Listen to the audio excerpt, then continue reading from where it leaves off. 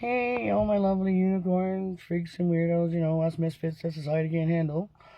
Just wanted to give a big shout out and thanks to the Lady Legal Aid Society today that I went to for help with my daughter's issues and not being able to protect her and her being discriminated based on disability. And she just didn't understand where I was coming from, didn't see why I was frustrated, and told me that I had no liability issues and that nobody was responsible for the 3 years she was tortured, bullied, abused, threatened, intimidated, mocked, exploited, tortured, and put into situations she would never have had to deal with had those provisions been followed that were there in place when she went to that school.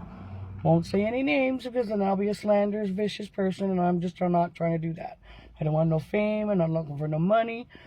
I'm trying to protect my daughter and keep her alive because I was a 14-year-old suicidal, misunderstood kid whose parents weren't around and just had lacked things in my home life and environment. That's how I was. But that's not what my kids are going through. My daughter is intellectually disabled, feeble for life, unable to fully mature and be able to keep herself safe in situations. That's not her fault, no matter how many times you tutor her, no matter who thinks that they know more. That's from the developmental brain specialist in Gander. And she was diagnosed by a geneticist and a team in Truro, in IWK. And she's had an IED adaptation since the day she went to school afterwards. 8 years fighting to get a diagnosis. And 8 years fighting for her to get accommodated in school. To be dismissed like I was nothing today because she didn't like my tone.